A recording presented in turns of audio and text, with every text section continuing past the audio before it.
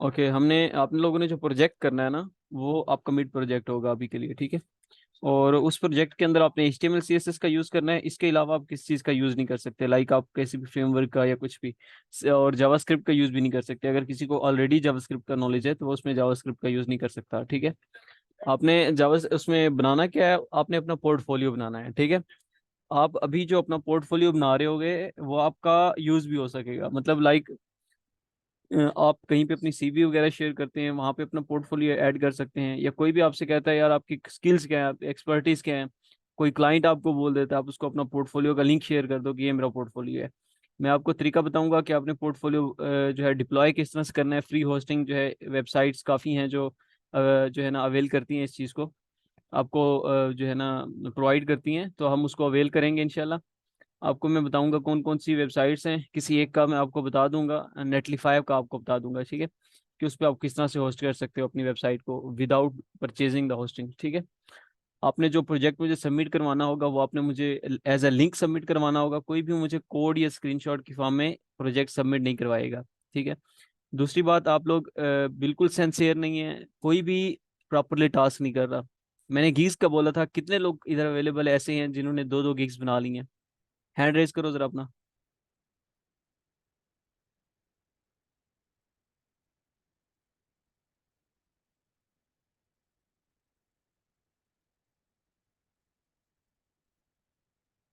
किसी ने भी दो गिग्स नहीं बनाई अभी तक?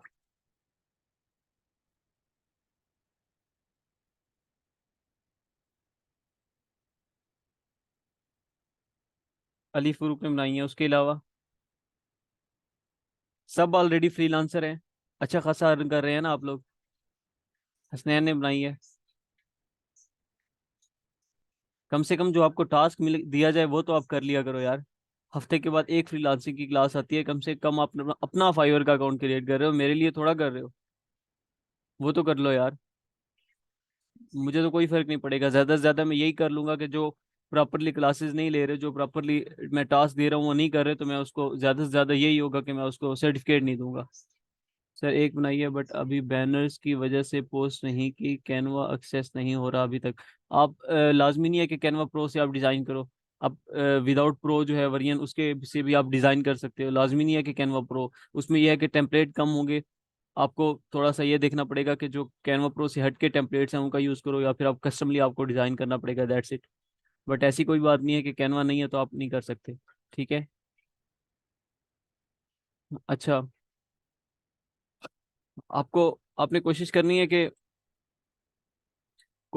है आपने कि जल्द से जल्द है ना वो अपनी 2 गिग्स कंप्लीट कर लें।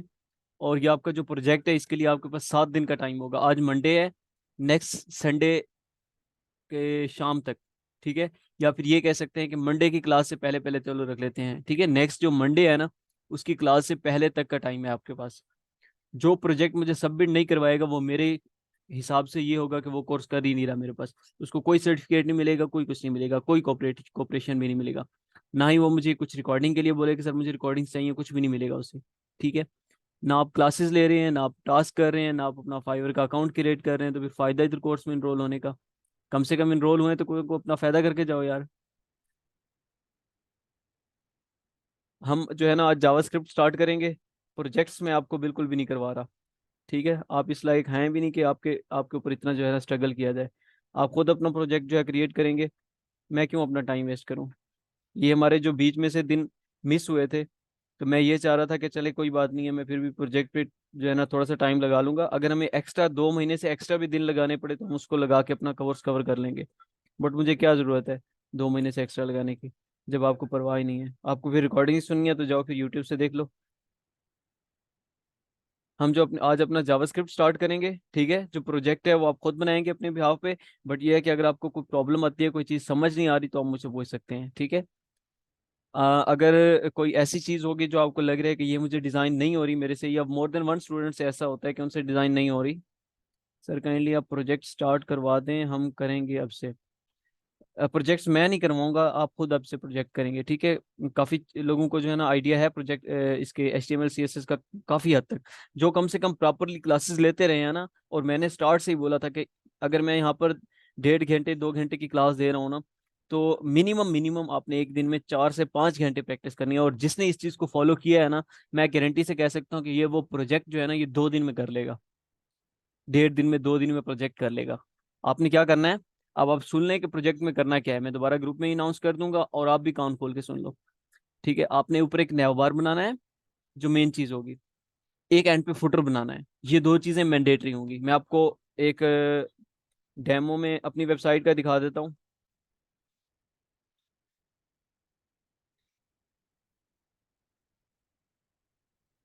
आप यूट्यूब से हेल्प लें, इंटरनेट से हेल्प लें, कोई चीज़ की समझ नहीं आती मुझसे पूछ लें। अगर मैं खुद अवेलेबल हुआ तो कोशिश करूंगा कि एक्स्ट्रा क्लास अरेंज करके आपको समझा दूं, ठीक है। अगर मैं अवेलेबल ना हुआ तो मैं कोशिश करूंगा, आपके ही कोर्स में काफ़ी स्टूडेंट हैं, जैसे अली है, हमारे अली फरूक है, उसको काफ़ी हद तक चीज़ें आती हैं, ठीक है, फ्रंट एंड में। मैं उसको कह दूंगा कि वो आपको समझा देगा। या फिर आई थिंक मेरे ख्याल में एक स्टूडेंट ने मुझे करके दिखाया था टास्क, अवैस शायद, अवास अवैस है शायद, ठीक है। उसके बाद एक दो लड़की भी है। तो काफ़ी हद तक इनकी ग्रिप है इन चीज़ों में। तो अगर वो कर लेंगे तो वो बहुत अच्छा हो जाएगा। आप खुद अगर कर लोगे तो, खुद नहीं कर सकोगे तो मेरे पास टाइम होगा तो मैं करवा दूंगा, कोई चीज़ अगर समझ नहीं आ रही होगी एक्स्ट्रा क्लास में। मेरे पास टाइम नहीं होगा तो फिर ये है कि मैं किसी स्टूडेंट्स के आपको जो है ना उसके जिम्मे लगा दूंगा, वो आपको समझा देगा, ठीक है। प्रोजेक्ट आपने करना है। आपके पास नेक्स्ट मंडे तक का टाइम है वंस अगेन। और सबसे चीज़ बड़ी कि आपने एक नया बार क्रिएट करना है लाजमी। और एंड में ये आपको फुटर नजर आ रहा है, ठीक है, वो आप किसी भी हिसाब से कर सकते हैं। आप इंटरनेट पे जाके सर्च करें, इस तरह का फुटर भी डिजाइन कर सकते हैं। इसके अलावा कोई और तरह का आपको फुटर अगर अच्छा लग रहा है, लाइक यहाँ पर टैब्स होते हैं, ठीक है, 4 कॉलम बना लो, उसके अंदर सारा होम अबाउट सर्विसेज पूरा डाल दो, एक में अपना कॉन्टैक्ट डाल दो। इस तरह की कोई चीज़ें आप डालना चाह रहे हो, उस हिसाब से बनाना चाह रहे हो, वो भी ठीक है, जैसे आपको बेहतर लगे। आपने एक फुटर डिजाइन कर लेना है, एक नैव बार डिजाइन कर लेना है, ये 2 चीजें हो गई। उसके बाद आपके यहाँ पर 5 पेजेस होंगे, होम अबाउट स्किल्स और रिज्यूमे कॉन्टैक्ट, ठीक है। या रिज्यूमे और पोर्टफोलियो में से, इन दोनों में से आप एक चूज कर लो जो आपको बेटर लगे। और कॉन्टैक्ट का पेज होगा, ठीक है। ये 5 पेजेस होंगे, फिर आपको खुद ही देख लेना है जाके, इंटरनेट पे सर्च करें, portfolio home page, portfolio about page, वहां पर ये देख, आप इसकी भी हेल्प ले सकते हो, ठीक है। आपके पास ये इंटरनेट पे डिप्लॉयड है, code with Malik Zeeshan .nobelsky.com से, ठीक है। तो आप इस लिंक पे जाएं और यहाँ पर इस चीज़ से भी हेल्प ले सकते हो कि आप किस तरह से डिज़ाइन करो। यहाँ पर ये देखो, स्किल का पेज है, ठीक है, रिज्यूमे का पेज है, पोर्टफोलियो का पेज है, कॉन्टैक्ट का पेज है, ये हमारा कॉन्टैक्ट का पेज है। पोर्टफोलियो के पेज में हमारे इस तरह से प्रोजेक्ट्स आएंगे, ठीक है, ये ओपन होने में थोड़ा सा टाइम ले रहे हैं। तो इस तरह से, ठीक है। ये आपने जो है ना, अब ये क्रिएट प्रोजेक्ट जो है ना बनाना है, ठीक है। प्रोजेक्ट क्रिएट करने के बाद ये आपके 5 पेजेस होंगे, home about skills resume portfolio में से एक कर लो और कॉन्टैक्ट, ठीक है। ये आपके 5 पेजेस होंगे। ये 5 पेजेस आपने डिजाइन करने हैं। लाजमी नहीं है कि जैसे मेरा डिजाइन हुआ है इसी तरह से करने हैं। आप देखो, इंटरनेट पे सर्च करो, जो डिजाइन आपको ज्यादा सूटेबल लगे, जो आपको लगे, ये ऐसा नहीं करना कि यहाँ पे जाके देखो जो आपको लगे कि ये सबसे ज्यादा आसान है वो करके आ जाओ, नहीं। वो करो जो मुश्किल है। आसान तो हर कोई कर लेता है, मुश्किल करोगे तो आपको चीजें आएंगी, ठीक है। वो करो जो आपको नहीं आता, जो आपको लगता है ये मैं नहीं कर सकता, वो करो, ठीक है, तब जाके ये चीजें होंगी। अच्छा, आपने एक लोगो डिजाइन कर लेना है, यहाँ पर आपने अपना लोगो लगाना है, ठीक है। लोगो किस तरह से डिजाइन करना है, यहाँ पर आप जाओ और यहाँ पर लिख दो फ्री लोगो डिजाइनर, ठीक है। आपके सामने वेबसाइट्स आ जाएंगी, फ्री लोगो डिजाइन लिखो तो काफी सारी वेबसाइट्स आ जाएंगी। वहाँ पे अपना नेम लिखो, जो भी आपने नेम लिखना है, और वहाँ पे सिलेक्ट करते जाओ और वो आपको काफी सारे लोगोस बना के दे देगा। जो आपको उसमें से अच्छा लगे वो आप सिलेक्ट कर लो, उसे डाउनलोड कर लो। यहाँ पर आपने लोगो का यूज करना है, यहाँ पर 5 टैब्स होंगे। और उसी के साथ साथ यहाँ पर आपका 5 पेज, हर पेज आपने डिजाइन करना है। और हर पेज के टॉप में नैव बार होगा और हर पेज के बॉटम में फुटर होगा आपके पास, ठीक है। वो आपने किस तरह से मैनेज करना है वो आप देख लें। अगर आपको कुछ चीज समझ नहीं आती तो आप मुझसे पूछ लें। नैव बार का एक ही पेज बनेगा जो बार बार रिपीट होगा हर पेज के अंदर। फुटर का एक ही पेज बनेगा जो बार बार हर पेज के अंदर रिपीट होगा, ठीक है। इसी तरह से दरमियान का जो कंटेंट है वो चेंज होगा। ऊपर जो नैव बार है इसको आपने फिक्स करना है, लाइक मैं ये देखो स्क्रॉल कर रहा हूँ तो आपका ये नैव बार यहाँ पर फिक्स है, वो आपको पता होगा किस तरह से फिक्स करना है, मैंने आपको करके दिखाया था, ठीक है। तो ये आपने चीज़ें जो है ना, जितना कोशिश हो सके अपने डिज़ाइन को रिस्पॉन्सिव भी बनाना है, ठीक है। दूसरी चीज़, हर हालत में करना है, आपका प्रोजेक्ट रिस्पॉन्सिव होना चाहिए। अगर आपका प्रोजेक्ट रिस्पॉन्सिव नहीं होगा तो वो एक्सेप्टेबल नहीं होगा, ठीक है। आपका प्रोजेक्ट रिस्पॉन्सिव होना चाहिए। और कोशिश करो जितना ज़्यादा हो सके आपने एनिमेशंस का यूज़ भी करना है, ठीक है। जितना आपके लिए पॉसिबल हो एनिमेशन यूज़ करो। लाजमी नहीं है कि बस पूरी की पूरी वेबसाइट एनिमेशन से भर दो, बट जितना आपके लिए पॉसिबल हो आप कर सकते हो। फेसबुक का पेज, इंस्टाग्राम का पेज, ट्विटर, लिंक्डइन, जितने भी आपके पेजेस हैं वो आपने डिजाइन करने हैं। अगर किसी का लिंक्डइन पे अकाउंट नहीं है तो आप लिंक्डइन पे अकाउंट क्रिएट कर ले। ये बहुत ही अच्छी अप्रोच है, ठीक है। काफी सारी जॉब्स जो है आपको लिंक्डइन पे मिल जाती हैं, लिंक्डइन पे, इंडीड पे, और मेरे ख्याल में एक rozy.com है शायद। तो इस तरह की वेबसाइट्स हैं, वहाँ पे आप अपना अकाउंट क्रिएट करें, वहाँ पे आपको जॉब्स जो है ना मिलेंगी। ठीक है। हमें तो आज तक नहीं मिली, पता नहीं शायद आपको मिल जाए। अच्छा, तो यह था आपको प्रोजेक्ट। इसके बारे में अगर किसी का कोई क्वेश्चन है, कोई चीज़ पूछनी है तो आप पूछ सकते हैं।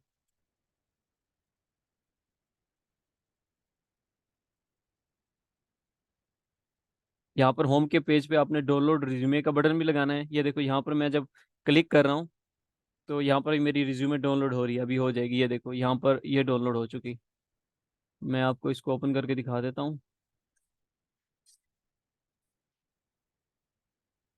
तो ये देखो ये मेरी यहाँ पर रिज्यूमे भी इधर अंदर यूज की हुई है। तो आप इस तरह इसको इंटरनेट पे देखेंगे कि आप रिज्यूमे को किस तरह से यूज कर सकते हैं। सर सीएसएस में मीडिया क्वेरी का टॉपिक रहता है? नहीं रहता भाई, हमने मीडिया क्वेरी पढ़ ली है। आपने शायद लेक्चर मिस कर दिया होगा। पढ़ लिया ना हमने। कौन बताएगा हमने मीडिया क्वेरी पढ़ी है कि नहीं पढ़ी?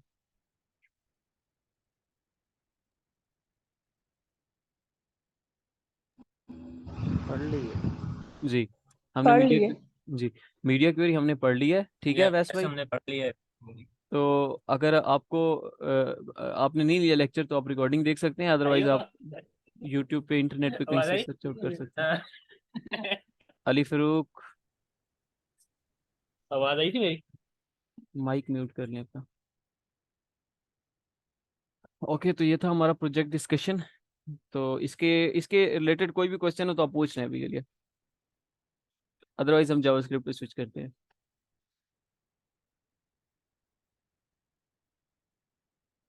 चलें हम जावास्क्रिप्ट स्टार्ट करते हैं।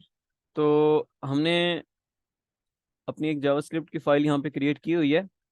मैं इसको डिलीट करके दोबारा से आपको बना के दिखाता हूँ, ठीक है। अभी HTML CSS हम कर रहे थे, अब हम जब जावास्क्रिप्ट पे स्विच होंगे तो हम जो हम न्यू फाइल क्रिएट करेंगे वो हमारी .js के नेम से होगी। JS stand for JavaScript. तो यहाँ पर हमारे पास ऑप्शन आ रहा है न्यू फाइल क्रिएट करने का, ये होता है न्यू फोल्डर क्रिएट करने का। तो आपने न्यू फाइल क्रिएट कर लेनी है यहाँ से, या फिर आप Ctrl+N करके भी न्यू फाइल क्रिएट कर सकते हैं। तो इसका आपने नेम रख देना है यहाँ सर, यहाँ से script.js, ठीक है। script.js के नेम से मैंने इस फाइल को सेव कर दिया। अब आपकी ये फाइल HTML के अंदर इम्बेड होगी, ठीक है। तो जैसे हम अपनी CSS की फाइल जो थी वो किस तरह से लिंक करते थे, मुझे कौन बताएगा?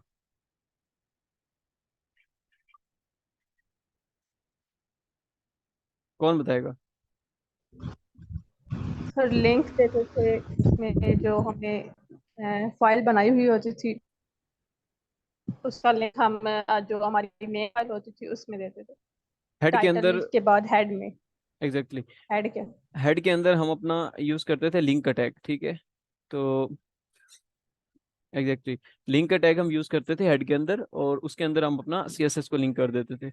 बट जो जावास्क्रिप्ट है ना, वो आप यूज करोगे स्क्रिप्ट के टैग के अंदर, ठीक है। वो था हमारा किस तरह से, स्टाइल के टैग के अंदर। लाइक इधर हम अगर इंटरनल CSS की मैं बात करूं तो वो यहाँ पर हम स्टाइल का टैग यूज करते थे, और इसके अंदर हम अपनी CSS लिखते थे।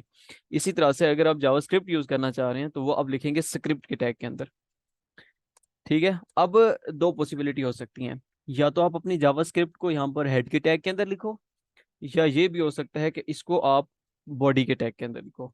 इन दोनों में डिफरेंस क्या होगा, ज्यादा सूटेबल क्या होगा?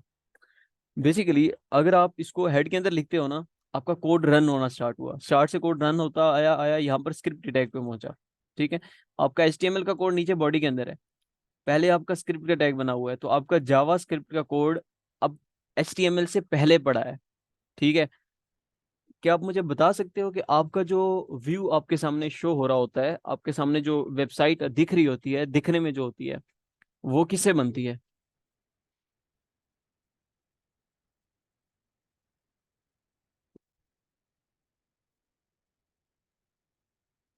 HTML CSS से बनती है यार।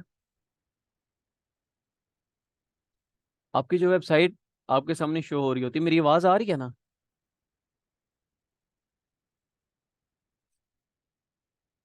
काइंडली बता दें मेरी आवाज आ रही है? जी सर। ठीक है। आ रही है सर। लग रहे हैं यार। रिस्पॉन्स किया करें। अच्छा, हमारा जो व्यू हमारे सामने शो हो रहा होता है वो होता है हमारा HTML और CSS, ठीक है। HTML से स्ट्रक्चर बनता है, CSS से डिजाइन बनता है, और जावास्क्रिप्ट से उसकी फंक्शनैलिटी परफॉर्म होती है। लाइक हम किसी बटन पे क्लिक करते हैं, किसी पेज पे क्लिक करते हैं, ठीक है, या हम किसी जगह पे कोई टास्क परफॉर्म करते हैं, ठीक है। लाइक हम कोई उससे कह सकते हैं कि कुछ भी करवाना चाह रहे हैं, ठीक है, कोई टास्क परफॉर्म करवाना चाह रहे हैं, कोई फंक्शनैलिटी, तो हम जावास्क्रिप्ट का यूज करते हैं, ठीक है। तो हमारी जो वेबसाइट है ना, जब वो हम लोड होगी, ठीक है, मतलब कोई भी यूजर हमारी वेबसाइट पे आएगा, तो सबसे पहले HTML CSS का लोड होना ज्यादा जरूरी है, ठीक है। क्योंकि अगर HTML CSS लोड नहीं होगी, उससे पहले दूसरी चीजें लोड होना स्टार्ट हो जाएंगी ना, तो आपकी वेबसाइट बहुत ज्यादा टाइम लेगी, लोड होगी, और उसके बाद आपकी यूजर की व्यू के ऊपर, यूजर की स्क्रीन के ऊपर शो होगी। तो अगर आप अपने हेड के अंदर अपना स्क्रिप्ट का टैग यूज कर लो, तो आपका सारा का सारा जावास्क्रिप्ट का जो कोड होगा वो आपके HTML से पहले आ जाएगा। तो जब कंपाइलर उसको रन कर रहा होगा, ठीक है, ब्राउजर के अंदर, तो अब वो क्या करेगा, सबसे पहले उसका जावास्क्रिप्ट रन करेगा, उसके बाद उसका HTML CSS रन करेगा। तो जब उसका जावास्क्रिप्ट पहले रन होना स्टार्ट हो जाएगा, तो उसका जो स्क्रीन पर शो होनी थी वेबसाइट, वो तो बाद में लोड होगी, तो आपकी वेबसाइट स्लो हो जाएगी या फिर लोड लेट होगी। तो आपने ऐसा काम नहीं करना। HTML इसके हेड के टैग के अंदर आप अपने जावास्क्रिप्ट का यूज नहीं करना। जो बेस्ट अप्रोच है वो ये है कि आप बॉडी के अंदर एंड पे यूज करो, अपना बॉडी का टैग लिखो, बॉडी का सारा लिखो, वेबसाइट बनाओ, डिजाइन करो, और एंड पे जाके अपना स्क्रिप्ट का टैग लिख के उसके अंदर अपनी जावास्क्रिप्ट लिख लो, ठीक है।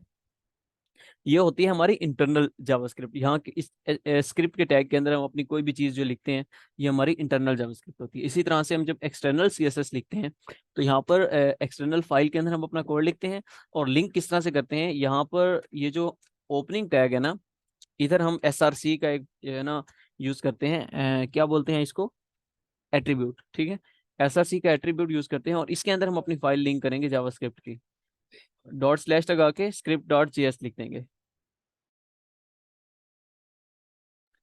तो ये हमारी जावास्क्रिप्ट की फाइल जो है लिंक हो चुकी है, ठीक है। अब हम अपना इसके फाइल के अंदर जो भी कोड लिखेंगे, यहाँ पर भी कोड लिख लें तो भी ठीक है, या स्क्रिप्ट के टैग के अंदर कोड लिख लें तो भी ठीक है, दोनों सूरत हाल में ठीक है। ओके। तो अब मैं अपनी एक्सटर्नल फाइल के अंदर अपना कोड स्टार्ट करूंगा, ठीक है। अब के लिए अगर मैं इसको लाइव सर्वर में ओपन कर लूँ, तो हमारी स्क्रीन पर शो कुछ होगा नहीं।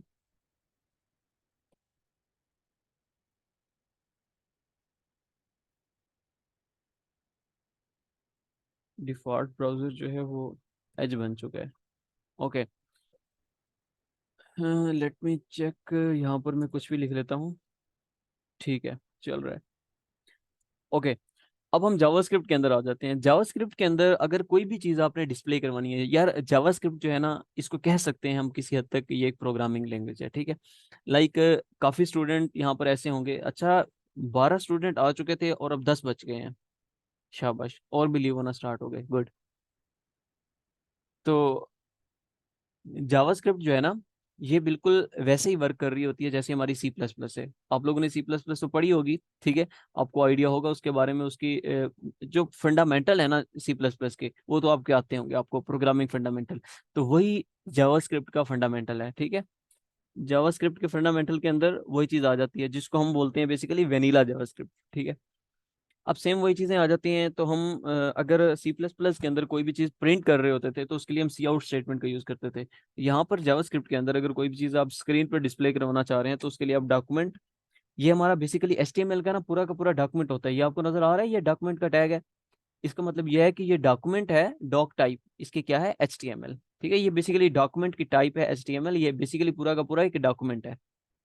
तो मैं इधर जावास्क्रिप्ट के अंदर क्या लिखूंगा, डॉक्यूमेंट डॉट राइट, मतलब इस डॉक्यूमेंट के अंदर राइट कर दो, क्या राइट कर दो, इस ब्रैकेट के अंदर हम इन्वर्टेड कॉमास में लिख देंगे हेलो वर्ड, लिख देते हैं हम लोग। हेलो वर्ड से स्टार्ट लिया था, हर जगह पे हेलो वर्ड से स्टार्ट लेते हैं बंदा।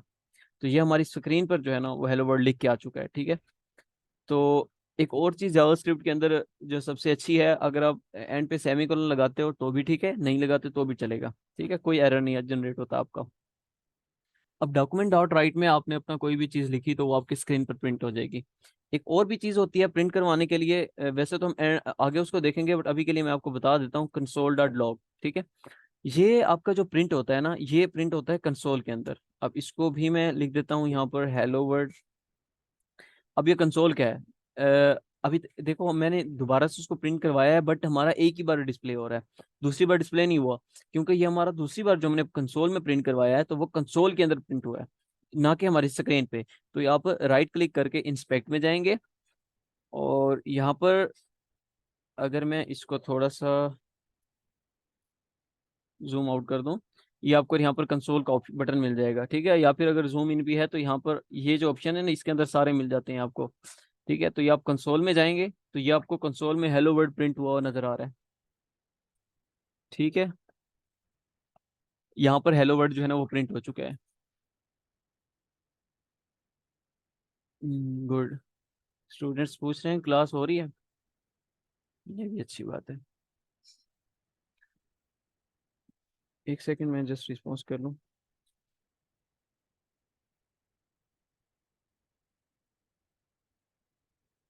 तो डॉक्यूमेंट डॉट राइट में अभी आप प्रिंट करवा सकते हैं, कंसोल डॉट लॉग में प्रिंट करवा सकते हैं। अच्छा, जिन लोगों को जावास्क्रिप्ट के बारे में आइडिया है, कोई मुझे बताएगा कि कंसोल का हम यूज क्यों करते हैं।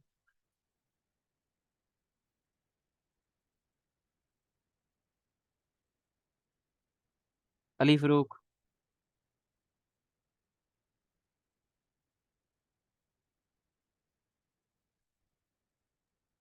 यस। जावास्क्रिप्ट के अंदर हम कंसोल का क्यों यूज करते हैं।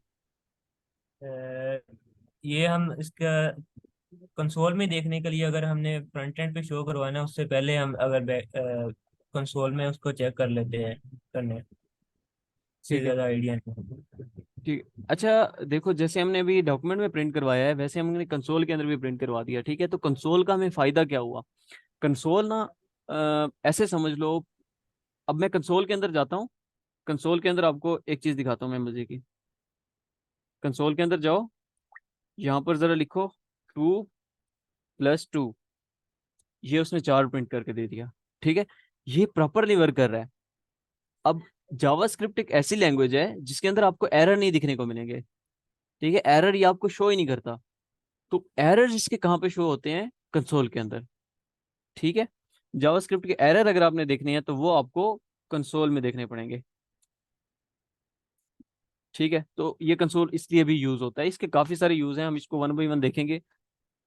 कंसोल बहुत यूज होगा, बहुत ज्यादा।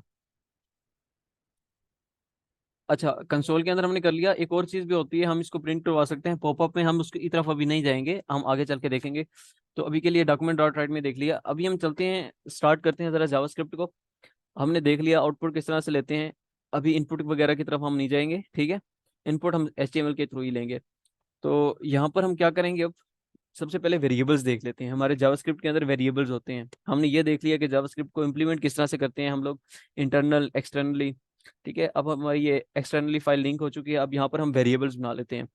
अच्छा, कुछ लोगों को तो आइडिया है इस बारे में, क्योंकि वो C++ पढ़ चुके हैं, उनको इस बारे में आइडिया होता है कि वेरिएबल्स क्या होते हैं। तो जिनको नहीं पता इस बारे में, उनके नॉलेज के लिए मैं थोड़ा सा बता देता हूँ। बेसिकली जो वेरिएबल्स है ना, ये मेमोरी लोकेशंस होती हैं, ठीक है। आपकी ऐसे समझ लो कि एक फाइल है ना, फाइल के अंदर आपने जब लिख दिया ना, वेरिएबल बना दिया, लाइक C++ में हम इस तरह से क्रिएट कर रहे होते थे वेरिएबल्स, इंट a = 10, ठीक है। तो ये हमारा वेरिएबल बन रहा होता था। तो यहाँ पर भी हम वेरिएबल्स बनाते हैं, ठीक है, लेकिन यहाँ पर वेरिएबल्स डिफरेंट टाइप के होते हैं।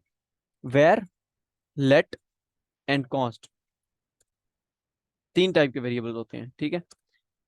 वहां पे पता है क्या होता था, वहां पे अगर आपने नंबर लेना है ना, तो उसके लिए आपको इंट लिखना पड़ता था। अगर आपने क्या करना है, लाइक अपना अगर आपने कोई स्ट्रिंग लिखनी है तो उसके लिए आपको स्ट्रिंग का यूज करना पड़ता था, स्ट्रिंग x = या स्ट्रिंग नेम = समथिंग, ठीक है।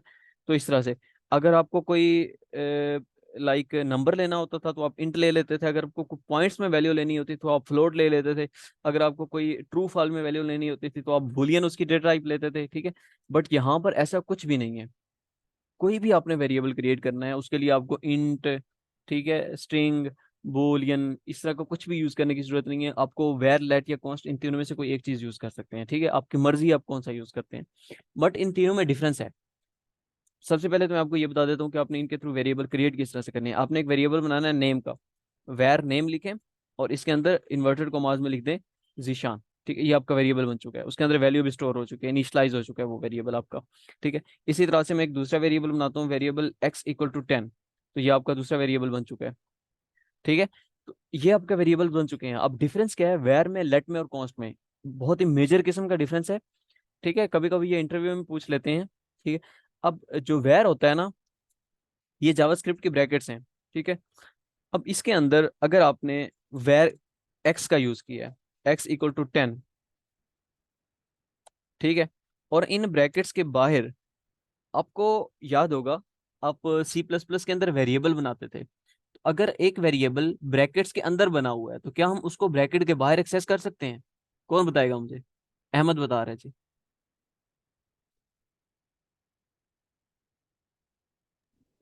जी सर। मैंने कहा सी प्लस प्लस आपने पढ़ी होगी, पढ़ी है ना आपने C plus plus? Yes sir. उसके अंदर जब हम वेरिएबल किसी भी ब्रैकेट के अंदर एक वेरिएबल बनाते थे, तो क्या हम उस वेरिएबल को उन ब्रैकेट्स के बाहर एक्सेस कर सकते हैं? यस सर, कर सकते हैं। अच्छा, कोई और इस बारे में अपना आइडिया देना चाहेगा? अलीशा? फंक्शन मत फंक्शन बनाते थे उसके अंदर रख सकते थे। ठीक है, इसके अलावा कोई? सर जी जी बोले। सर जब हम क्लास में डिफाइन करते हैं जैसे आप कह रहे हैं ब्रैकेट में, तो फिर हमें ऑब्जेक्ट बनाना पड़ता है। इस ऑब्जेक्ट के बगैर हम लोग एक्सेस नहीं कर सकते बाहर। हाँ, अब ऊप की तरफ मत जाएं, अभी बेसिक प्रोग्रामिंग फंडामेंटल की तरफ रहें, ठीक है। हम जब जावास्क्रिप्ट का काम करेंगे ना, ऊप में हम बिल्कुल नहीं जाएंगे, ठीक है। ऊप जावास्क्रिप्ट के अंदर नहीं है, बट ये है कि ऊप इसकी जावास्क्रिप्ट की एक टाइप स्क्रिप्ट लैंग्वेज है, उसके अंदर टोटली ऊप है, ठीक है। बट जावास्क्रिप्ट के अंदर बिल्कुल भी ऊप नहीं है, इसके अंदर प्रोग्रामिंग फंडामेंटल के कंसेप्ट यूज होंगे।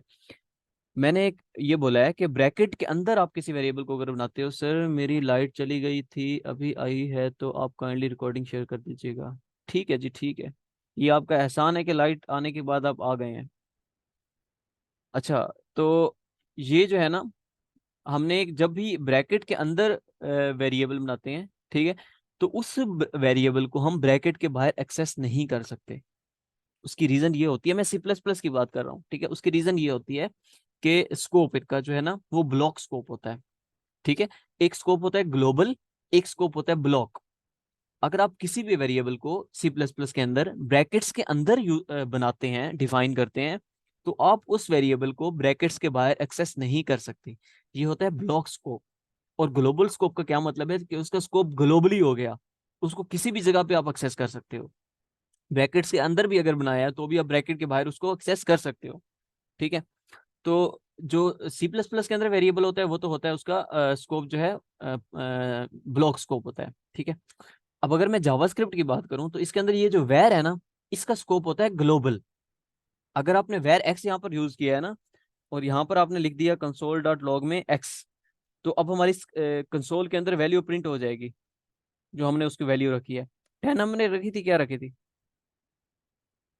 जी? ये 10 रखी थी हमारी, ये प्रिंट हो चुकी है।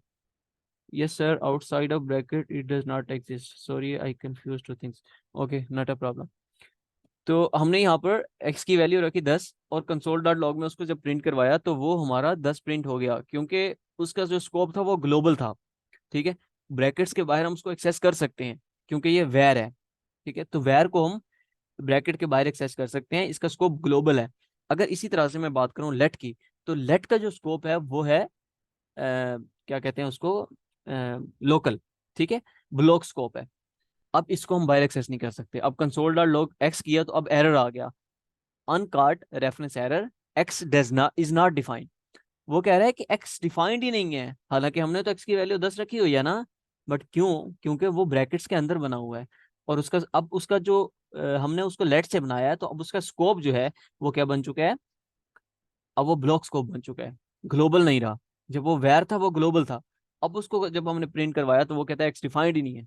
इसी तरह से अगर मैं कॉन्स्ट की बात करूं, तो कॉन्स्ट की जो, तो वो भी इसका स्कोप जो होता है वो भी लोकल ही होता है, ठीक है, ग्लोबल नहीं होता। ये देखो, x is not defined same. अगर मैं इसकी वेरिएबल का नाम भी चेंज करके दिखा देता हूं ताकि आपको कंफ्यूजन ना हो, ये देखो अब कह रहा है वाई इज नॉट डिफाइंड, ठीक है। तो ये इस तरह से। अब एक और भी इनमें डिफरेंस है, एक डिफरेंस ये हो गया, दूसरा डिफरेंस एक और भी है, वो ये है, कौन सा डिफरेंस था, हाँ, जो एक्स होता है ना, एक्स, आपने एक वेरिएबल बना लिया x, var x, x equal to 10।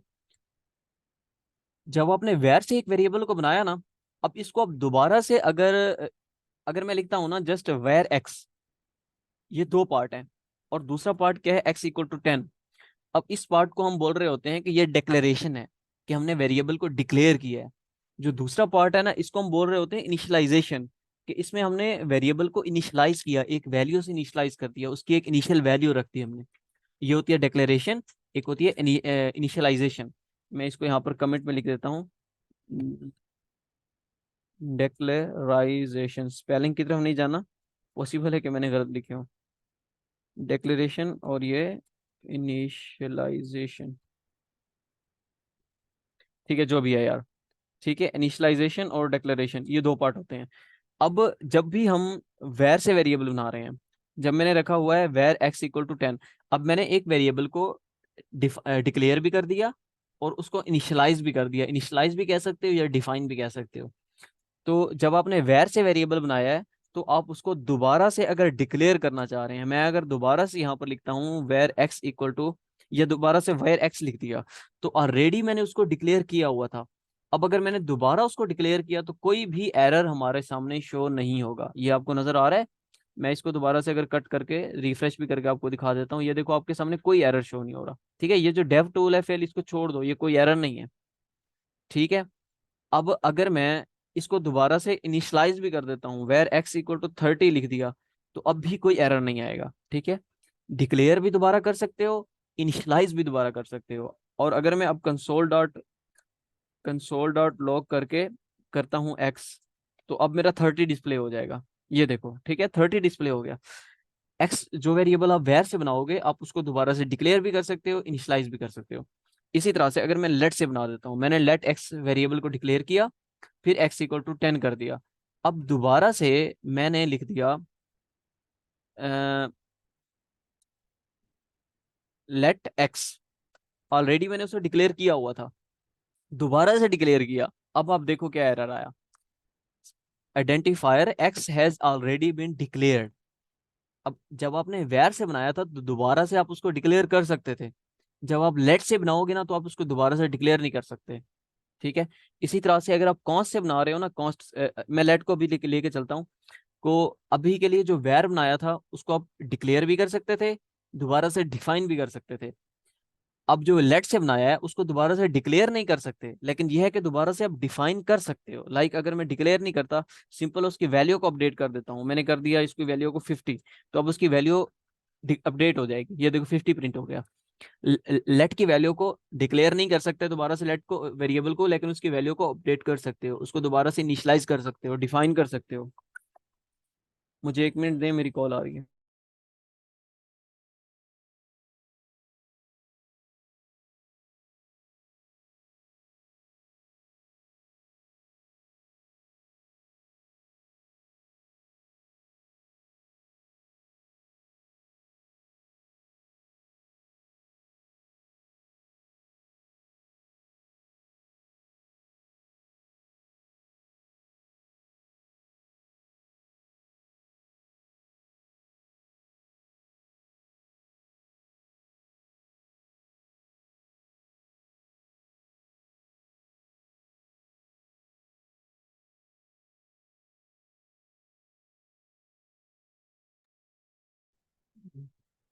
अच्छा, तो हमने जो लेट से किया था उसको आप दोबारा से अपडेट कर सकते हो, बट दोबारा से डिक्लेयर नहीं कर सकते। बट अगर मैं कॉन्स्ट की बात करूं, तो कॉन्स्ट वाले वेरिएबल को ना ही आप दोबारा से डिक्लेयर कर सकते हो, ना ही आप दोबारा से डिफाइन कर सकते हो। बट जैसे मैं अभी दोबारा लिखता हूँ ना कॉन्स्ट एक्स, तो ये एरर दे देगा, ये कह देगा मिसिंग इनिशियल, क्या कह रहा है, हाँ, मिसिंग इनिशियलाइजर इन कॉन्स्ट डिक्लेरेशन।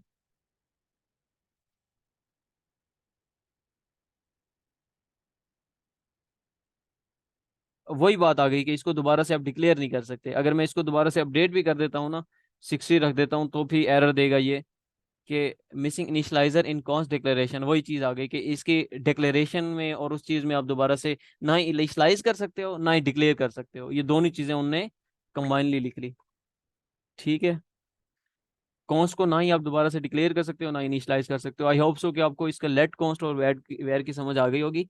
तो हम अपनी जो है ना नेक्स्ट क्लास जो है स्टार्ट करते हैं आफ्टर 5 to 10 मिनट्स। तो उसमें फिर हम जो है ना स्टार्ट करते हैं। टाइम क्या हो गया है?